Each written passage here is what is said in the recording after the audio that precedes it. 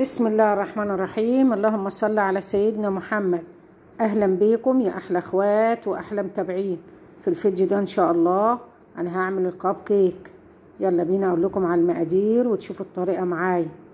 اول حاجه هنا معايا 2.5 كوبايات من الدقيق.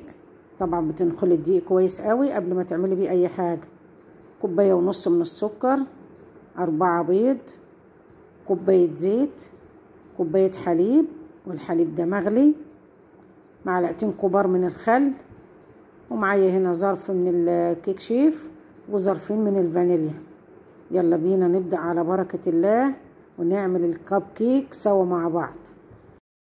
اول حاجة هعملها هضرب المواد السائلة كلها في الخلاط. طبعا الطريقة ديت بقت سهلة جدا لانك تعملي كيكة او تعملي كب كيك. بسم الله الرحمن الرحيم.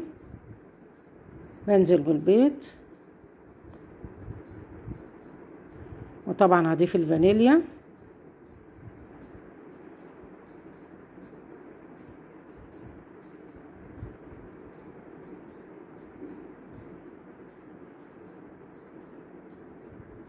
وهضيف الحليب.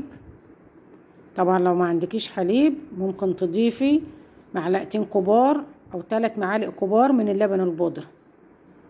بسم الله الرحمن الرحيم. هضيف الزيت، هضيف السكر. ده 1.5 كوباية من السكر. مقدار السكر جه مظبوط حلو قوي. المقادير كلها الحمد لله جت مظبوطه وزي الفل. هبدأ بقى اضربهم في الخلاط لمدة دقيقتين كده لحد ما ياخدوا القوام الكريمي الحلو. وطبعا عشان السكر يدوب لازم نضرب شوية ونبطل شوية، نضرب شوية ونبطل شوية لحد ما نتأكد ان الخليط كله بقى تمام. هنشوفه بقى سوا مع بعض كده.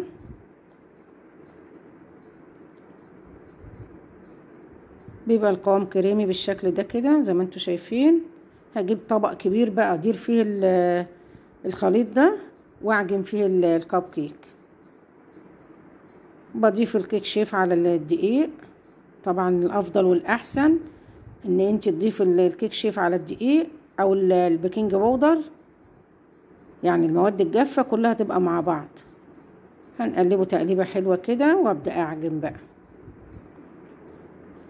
بسم الله الرحمن الرحيم.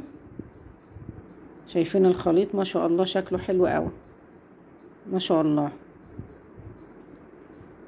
هضيف الخل،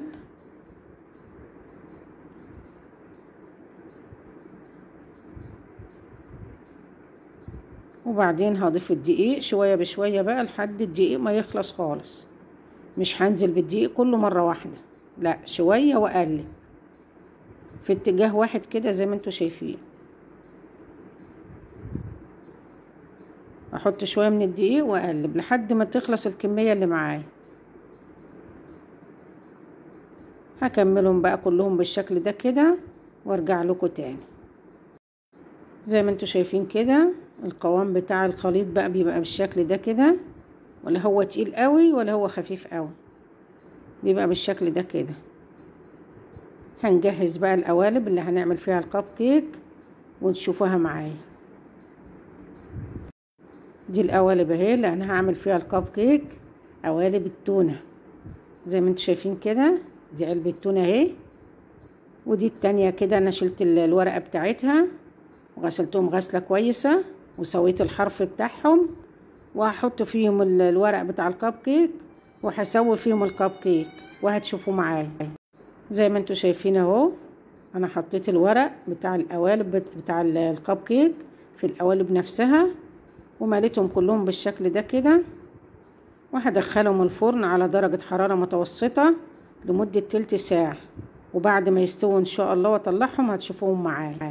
وده الكب كيك اهو بعد ما استوى طلعته من الفرن وسبته لما برد زي ما انتوا شايفين. ما شاء الله المقدار ده عمل معايا كمية حلوة قوي. هتشوفوه معايا بقى في طبق التقديم.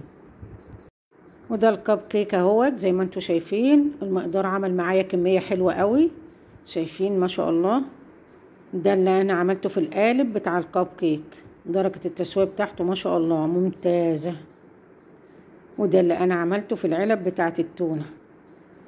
شايفين درجة التسوية بتاعته ممتازة. دي كبيرة ودي صغيرة شوية، والاتنين حجمهم حلو، بس انا عجباني اوي الكبيرة دي. عايزة اقول لكم شكلها جميل. هنفتحها كده ونشوفها سوا مع بعض.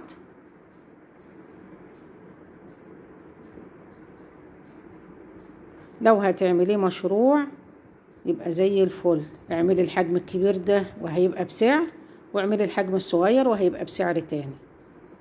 شايفين التسوية بتاعتها ما شاء الله. بألف هنا وشفا لكل اللي هياكل. عايزة اقول لكم هشة وطرية وجميلة اوي. هنشوف واحدة كده مع بعض اهو.